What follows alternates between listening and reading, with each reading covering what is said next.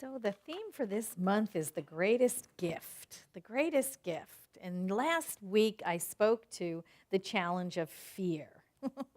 And this week the talk is the way of love. So at this point you're probably wondering, what does this have to do with the greatest gift?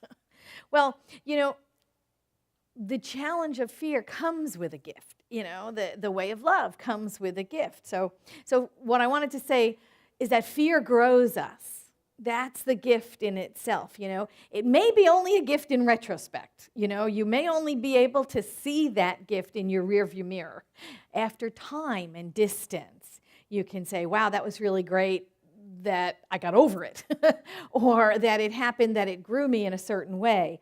But we grow through fear. We grow, fear can stretch us and demand from us things that a comfy, cozy, secure life can't.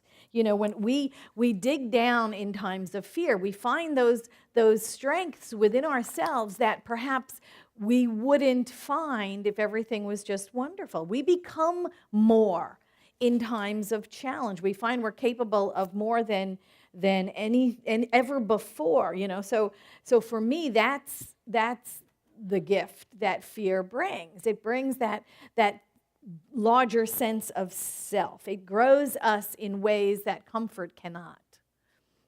Nahafi said this. He said, "Fear is the cheapest room in the house.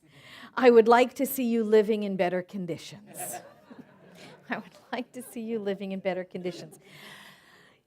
So it's our job to grow through it. So we started this month's theme, the greatest gift, with the gift that fear brings. And so today we're here to talk about the way of love, because love is a great gift also, right?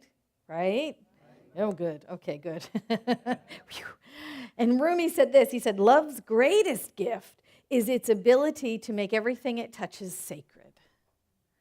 I think that's lovely. Love's greatest gift is its ability to make everything it touches sacred.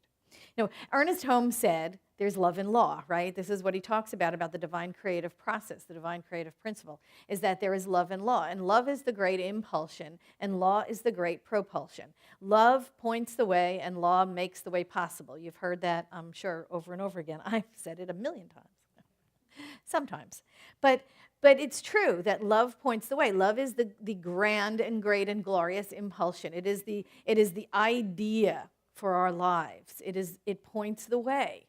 And the law, that impersonal aspect of the divine creative process, makes things happen, goes to work out picturing. So love, by its very being, transforms us. It transforms our lives, it transforms around us, and it transforms us. And that quote that Billy read during the meditation, that 1 Corinthians 13, 4-7, you heard about it, right? Love is patient, and love is kind, and love is never boastful or proud, or it's slow to anger, all of that stuff. Well, the beginning of that section in 1 Corinthians says this, from 1-4, it says, "Though I speak with the tongues of men and angels, but have not love, I have become sounding brass or clanging cymbal. And though I have the gift of prophecy and understand all the mysteries and all the knowledge, and though I have all faith, so that I could remove mountains but have not love, I am nothing. And though I bestow all my goods and feed the poor, and though I give my body to be burned but have not love, it profits me nothing." So it speaks to the motivating force of love. You know what love is. You heard from 4-7 what love is, but this beginning part speaks to the motivating force. This is the pointing of the way, like Ernest Holmes said. Love points the way. Love is the motivation. Love is the why. Love is the why. Why do we do what we do? Love is the why, or should be the why, of what we do when we do what we do. And that's what this passage speaks to. The question is not, what would Jesus do? Those little bracelets, WWJD. It's not what would Jesus do. It's WWJT. What would Jesus think? What would Jesus think? What is the motivational force behind what you do? Because that is the love. It's the motivational force. And what is that? What is our why? What is the why? If we are doing all the right things, but we're doing them all for the wrong reasons, because we feel guilty, because somebody made us, pressure, peer pressure. Because we're afraid of going to hell. Because because we think we should. Right? All of those things. Because we have to do community service. Face it, sometimes it gets there, right? Because we have to. Because we don't want to go to hell. There's another one. Because we're afraid. If we're doing all the right things, but we're doing them for all the wrong reasons, then it rings hollow. Then we are that sounding brass or that clanging cymbal. Does that make sense? We're not coming from love. We're coming from fear or ego or something. Some other motivation that's not love. We're doing something good because it'll get me something, right? How many times you heard, it's like, well, I'll do this and then I'll get that, or, well, it shouldn't make a difference, but it does, Everything that we do is infused with the energy in which we do it. We can do good things and be really angry about them, right? Be really resentful about, well, I'll do it, and I'll do it, and you're infusing that entire good deed with the anger in which you're doing it. Kind of defeats the purpose, This is not doing things out of love. It's doing them out of fear or guilt or anger or I'll show them, that kind of energy. You infuse everything you do with the energy in which you do it. Love alone begets love. Love alone begets love. So when we do things from love, that's the energy that we're surrounded. That's the energy that we're immersed in. That's the energy that grows. That's the energy that grows. Susan Forward said this. She said, love is a verb. It's not a noun. It's an active. Love is not feeling a passion or romance. It is behavior. It's behavior. It's what we do and how we do it. The way of love is a beingness in the world. It's a state of being.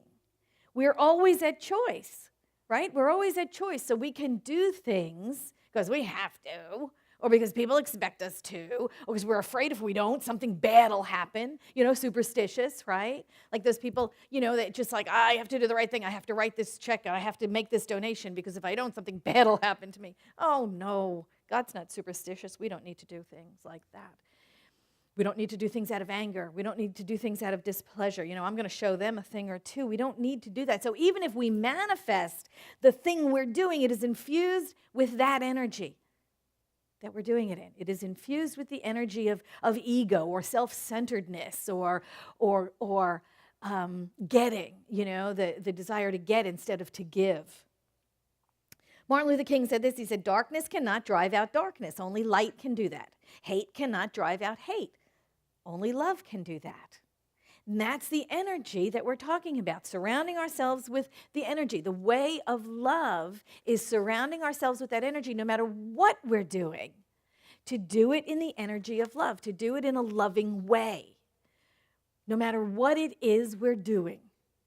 Not to prove anything, not to show anybody up, not to settle the score, but to do things from love. And when we do things from love, when we come from love, it changes our entire world. When we let love point the way, and then we do based on that energy of love, it transforms our lives. It transforms us. It transforms our lives. It transforms our little corner of the world. Ernest Holmes said this. He said, my love goes out to everyone in the world. I do not exclude anything, for I love all nature and everything that is. My love warms and lightens everything it touches, and it goes out to all places. The love flowing through me is a power to all who come in contact with it, and all feel and know that I love. Love within me is complete and perfect. Isn't that beautiful? That's what we're talking about. We're talking about going around our lives and living in that energy of love, just being immersed in it all the time. The love within me is complete and perfect because God is love and we are that, right? We always said that. God is all there is. We are one with that. We are one as that. God is good. God is love. We are that. Now, we are free to deny that. We can live our lives in opposition to that. We can pretend it's not true, but the truth doesn't care whether or not you believe it. It really doesn't. The divine creative process. Love points the way. Love makes the way possible. That's just the way it is. We don't have to believe it. We can work in opposition to it, but it's still true. It's still true. The divine creative process is the way it works, and it works through us. We are the place where the divine creative process makes itself known in the physical world. It works through us, through what we do. Love and law work together to outpicture the conditions of our lives. That's what it does. So we come to this truth, or we turn our backs on it, but it doesn't make it less true. It's the way it works. It is just the way it works. So God is love. We are made in the image and the likeness of that. And so we are love. So let's proceed as much, right? Let's just be that in the world.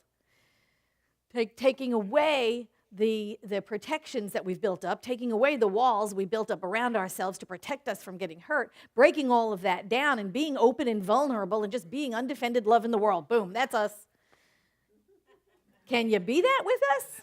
That's it. That's all there is. That's the way it is. So real love, unconditional love, not that romantic, mushy, Hallmark card bullshit stuff.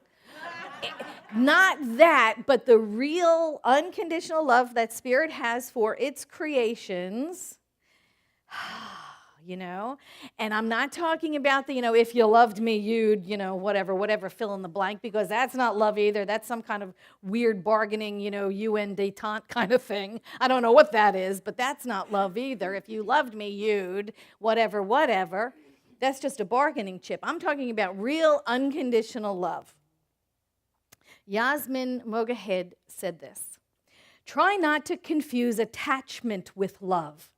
Attachment is about fear and dependency and has more to do with love of self than love of another. Love without attachment is the purest love because it isn't about what others can give you because you're empty. It's about what you can give to others because you're already full. That's the kind of love we're talking about. We're talking about the fullness of unconditional love that Spirit is. And don't worry about running out of it because God is love and we are that. And you know what? It constantly refills. The more you give away, the more you have. Have you noticed that? The more you give away, the more you share, the more of any quality of God that you give in service to others, the more you have. It's kind of like, that optimist-pessimist thing, is the glass half empty, is the glass half full? No, we're religious scientists. We have unlimited refills. It doesn't matter. It doesn't matter. We get unlimited refills. So you don't have to worry about it. When we acknowledge that love is all there is and we are that, we can open ourselves to this greater, grander, more glorious expression of ourselves uniquely and individually as love in the world. Pure, undefended. It comes from within us. We don't have to get it. We don't have to find it. We don't have to look for it in all the wrong places. We don't have to go on that search for it. We are it. We are it. We have to let it out. We have to feel free enough and safe enough. Yeah, we have to feel free enough and safe enough and strong enough to let it out, because that's the truth of who we are. And when we feel that strong and safe and secure and free to break down the barriers, then we are that in the world. No reservation. We are pure, undefended love in the world. Nothing to be afraid of. Man, then we're unstoppable, because the energy of love, we can do anything. St. Augustine said, right? You pray to what you love, for true whole prayer is nothing but love. Nothing but love. So we become unstoppable forces in the world when we're motivated by pure love, by pure unconditional love. We have to do everything that we do in that energy. Everything that we do, we can infuse with the energy of love. And it becomes a joy. Then service becomes a joy. Anything that we do that is just so immersed in the energy of love is a joy. It transforms us. It transforms the condition. And it certainly transforms our little corner of the world. Love must be the motivation we come from. Love is the impulsion. It is the first step in the divine creative process. It is the truth of it is it's where we came from and it's where we're going back to, and it's what we're made of. It's what we're made of. Going back to the divine creative process, core concept 3. Love points the way, law makes the way possible. Both of them exist within us, within that little seed of perfection that is nestled within us, love and law. We are that. We are that. Law makes the way possible. Law makes those thoughts possible. But it is the thought, it is the love that is the divine impulsion, the why we do what we do. That's the that's the divine creative operating system. That's how we work. And when we come from love, no matter what we do, we cannot fail. When we come from love, no matter what we do, we cannot fail. Ernest Holmes said this in How to Change Your Life. He said, I know that in the house of experience in which we live, the host is God and all people are guests. The invitation has been eternally written for all to enter and dwell herein as guests of this eternal host, in joy, in integrity, and in friendship. I do now fully accept my divine obligation to express only love and appreciation to and for everyone I encounter, knowing that what I think, do, and say returns to me. I permit divine love to operate through me into my daily concerns. Now, only harmonious, happy, and mutually beneficial relationships fill my life. I rejoice in the divine harmony which surrounds me. And so it is. Isn't that gorgeous? Isn't that beautiful? That's what we're here to do. That's what we are here to do. That's our divine mission on earth, if you want to say that. I think we're here just to express love and joy. I think that's what Ernest Holmes said. We are here for the delight of God, right? He got that from Sri Aurobindo. We are here for the delight of God. I love that. And that's what we're here to do, to express that delight, to be that love, to be that joy, to absolutely break down the barriers we have that keep us from being that in the world. It's all within us. It's up to us to let it out. It's not outside. We don't have to go looking for it. We don't have to go searching for it. We don't have to buy the next self-help book to tell us how to do it. We need to let it out. We need to let it out. That is the way of love. To break down our barriers to it, to allow ourselves to stand in the fullness of life, in the fullness of spirit, and be that undefended, unconditional love in the world. And when we come from that energy and when we infuse that energy with in everything we do, in all things we do, it transforms life, it transforms us, and it transforms our little corner of the world. Are you ready to do that with me? Yes. Are you ready to do it right now? Yes. Thank you so much.